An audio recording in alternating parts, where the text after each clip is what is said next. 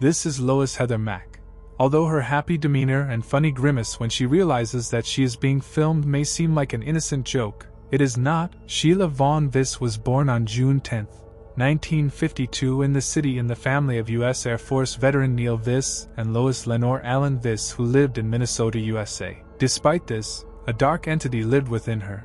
You will be shocked to see how twisted a person can be to hurt someone who gave him everything. The couple's other children were Deborah, known as Debbie, and William, whom everyone nicknamed Beale. Sheila had a joyful, prosperous, and carefree upbringing. The same can be said about her teenage years when she studied hard.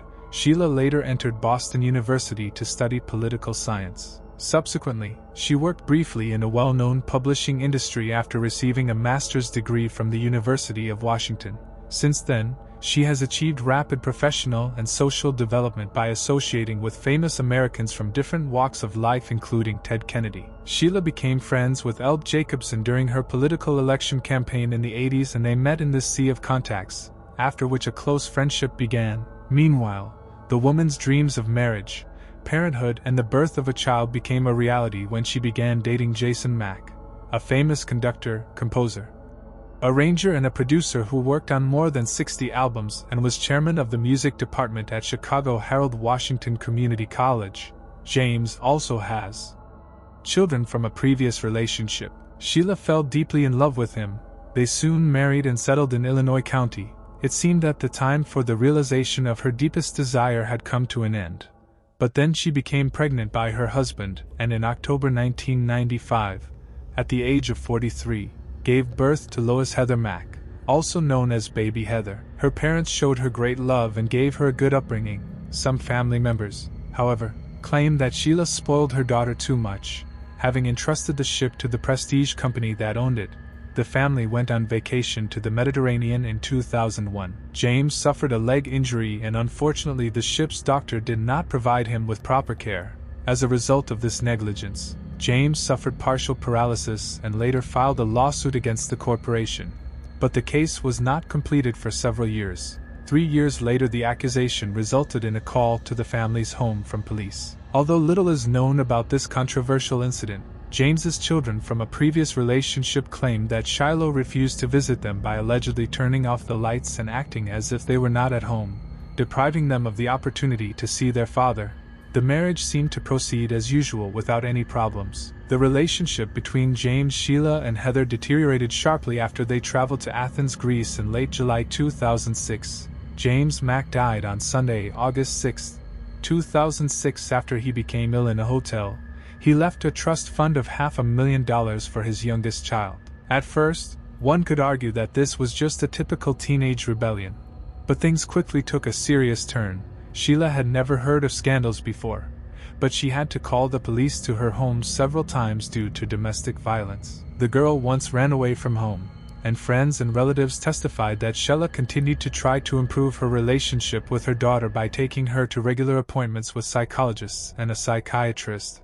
The local police department reports that since 2008, there have been at least 5 interactions between police and the House of Representatives. Among the interactions were allegations that Kiza broke her mother's arm, bit her and beat her.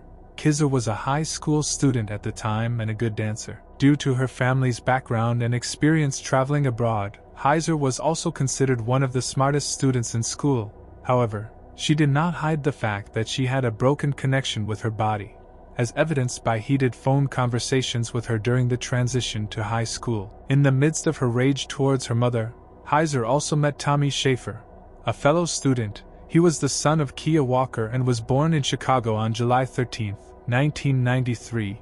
He was also known as an aspiring hip-hop musician under the stage name Tommy X.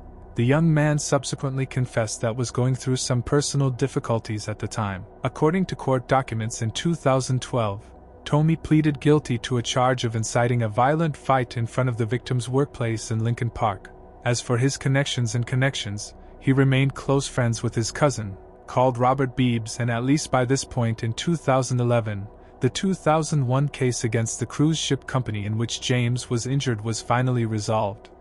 Everything happened on the informal basis of simple pleasant communication. After deducting legal fees, Sheila received $4,667 and James's successor received $500,000. But even though James left a will 5 days before his death, leaving Sheila with all his property, the judge paid Sheila $500,000 after conflicts in the family grew over the course of 2 years. The mother told the detective that she was afraid that her daughter wanted to get rid of her forever. But she was not so far from the truth because Heather had by that time taken upon herself the task of investigating Sheila. She mentally noted the reasons for her mother's daily actions and actions. The girl also considered herself more shrewd and cunning, and life together seemed like a prison to her because she could only think about achieving her goal. But despite their tumultuous relationship, mother and daughter continued to fly airplanes in remote holiday destinations, and in 2013 they went to Suntory on the Greek coast. However, everything went wrong in April 2014 when 18-year-old Heather and 19-year-old Tommy began dating, and Sheila did not approve. The couple used the woman's credit card to pay for a party they were having at the hotel, which made the situation even worse. Her resentment only intensified after this. Heather, who considered her mother a disgusting person, meanwhile openly discussed her desire for her with her partner. Moreover, the girl was sure that it was Sheila who caused the death of James and claimed that she deliberately deprived her of her inheritance.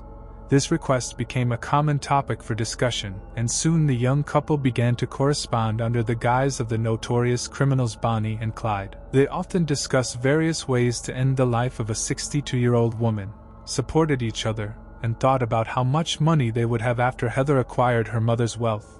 But at the time of her death, she was so afraid of her own daughter that she told her closest friends about it. But on the eve of the July 23rd vacation, Sheila complained to police that her credit cards had been used at the Conrad Hotel in Chicago without her consent.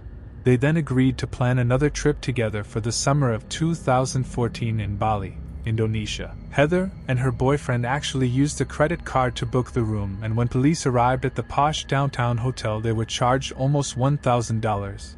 Tommy was arrested for disorderly conduct after driving out of control in a police car. The young man recorded the incident on camera and shared it on the internet, downplaying the seriousness of the situation. He also boasted on social networks about his upcoming vacation and mentioned that he might not return from the trip by this time. Sheila didn't know it, but that same month her daughter was going to Indonesia with her boyfriend. Meanwhile, Tommy had to go on trial over the hotel incident, since his cousin Robert was older than him, and they thought he would have a better understanding of the world of crime.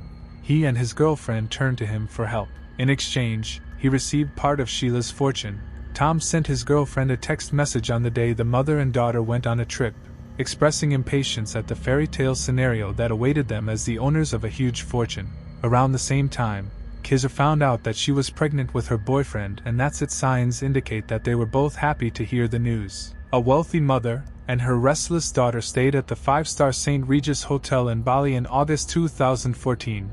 Mother and daughter intended to strengthen their bond over 10 days of luxury in this tropical paradise of sparkling white dunes and crystal blue palm-fringed waters. Indonesia that attracts so many visitors from all over the world. Or so Sheila imagined. Meanwhile, Heather's plan had already begun to take shape, deviating from her mother's original course. The girl told her boyfriend that everything was going according to plan that day. She then used her mother's credit card again to buy Tommy a business class ticket for $12,000 once he arrived in Indonesia. Sheila's trip went wrong, and she also learned that her daughter is pregnant. On August 11, 2014, the girl got into a fight with Tommy in the hallway that was caught on camera. Shortly after that, Tommy killed Sheila with a metal object that was hidden from view. A few minutes later, he texted his cousin to tell him what crime he had committed. They later texted each other updates from the U.S. Professional Basketball League. After placing Sheila's lifeless body in a suitcase and taking it to the hotel lobby, he and Heather hailed a taxi and placed the bag in the trunk of the car. When a young couple tried to leave a luxury hotel, they were unable to do so because they were unaware of the security measures taken by the person who advised them not to use a credit card. After waiting for their return for 2 hours, the taxi driver entered the hotel and spoke with the staff who entered the family's rooms and found that they were empty. When the manager's drivers opened the trunk of the car, they noticed reddish stains on the luggage and decided to go to the police station. In the end, The couple simply decided to flee the scene along the way. Not only did they have to leave their suitcase with the taxi driver, but they also found out that they could not leave Bali because their passports were in the hotel's safe. Officers discovered Sheila in the bulky gray luggage after searching it. A later medical examination found that she died as a result of severe facial injuries that resulted in broken facial bones and impaired ability to breathe. Resort Bali workers were already suspicious of the young couple, mainly due to the lack of luggage.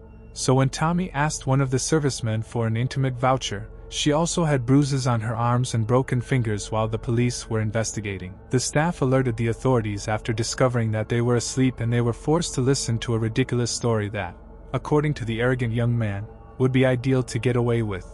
They were attacked by an armed gang at the hotel. But Sheila was not so lucky.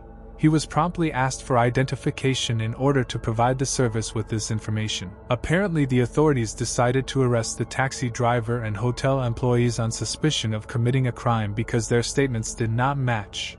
Heather insisted on not discussing what happened with the police and continued to repeat. The young couple were sent to the notorious Rokan prison in Bali, notorious for its overcrowding and crime.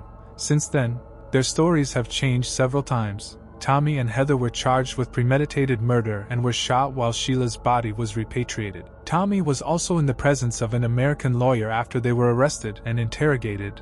They appeared on Indonesian television as Heather was wearing a Chicago Fire Department t-shirt, smiling and smoking a cigarette at the police station. When the press found out that she was pregnant, they became even more excited and interested in her. On March 17, 2015, she gave birth to a girl named Stella.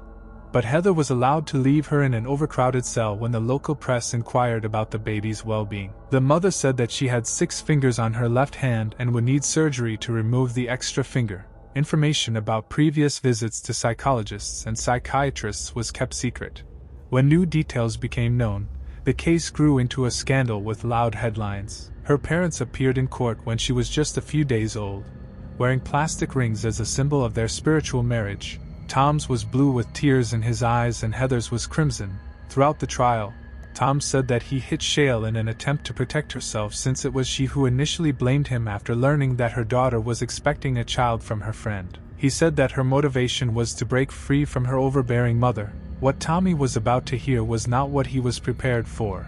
Heather testified in court that she was innocent, that she had no desire for her mother to pass her by, and that I was just ran to the toilet out of fear during a fight. The defendants claimed that the young couple had planned the crime in advance, despite the girl's admission that she had helped her boyfriend dispose of the body. On one occasion, Tommy offered to pay a hitman $40,000 to kill her mother by hiring him.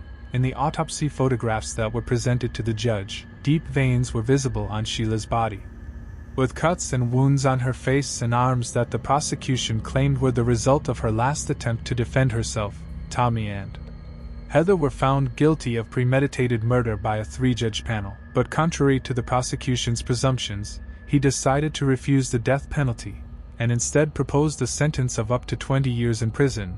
By that time, reality began to catch up with Tom, and it seemed that only after the trial would he be able to fully understand the seriousness of the situation. Meeting Sheila's family was another eye-opening experience for him. He began to lose about 11 kilograms and felt empty every morning. When the time came for sentencing in April 2015, Heather was sentenced to 10 years in prison. The court could not resist characterizing the crime, calling it cruel and savage. Tommy was sentenced to 18 years in prison. At the exit from the court, Kizzer was seen joking with photographers and drinking illegal soda, which, according to some of those present, emanated a strong smell of alcohol. She then expressed regret that she would be released before her boyfriend. However, he also noted that Tommy's politeness and prowling contributed to the fact that he did not receive a longer prison sentence. However, shortly after this, the young couple announced the end of their romance. Indonesian law allowed their little daughter to remain in prison with her mother until she was 10 years old. Heather continued to frequently publish photographs of herself and her prison friends. Meanwhile, little Stella received a very specific upbringing. When one of the television stations gained access to the prison and was able to record Heather's dancing and fun, this caused even more controversy. While Tommy sharply changed his opinion about Heather and began to consider her a mentally ill mother. After this, Tommy asked the U.S. government to intervene and capture his girlfriend and their daughter. He says that she needs to be taken to the hospital and given proper care. Moreover, he made it clear that he is not looking for pity. Rather, he hoped that his little daughter would not become the same as him because the trial regarding Stella's fate was unsuccessful. After the required 2-year period, Heather transferred custody of her daughter to an Australian woman who was married to an Indonesian man with whom the girl became friends while in prison. At the same time, a deal was concluded in which Heather renounced all claims to Sheila's property and appointed Stella as the sole beneficiary. Meanwhile, in 2017, Tom's cousin was tried and sentenced to 5 years in prison when authorities learned of his involvement in the murder. Heather's narrative then changed dramatically when she revealed on social media that she had killed her mother by hand on video. After the video was removed, her lawyers said that Tommy forced her to say this in October 2021 because of her excellent behavior, which they reported to the warden. She began making plans for a new life after meeting Stella, who was 6 years old at the time.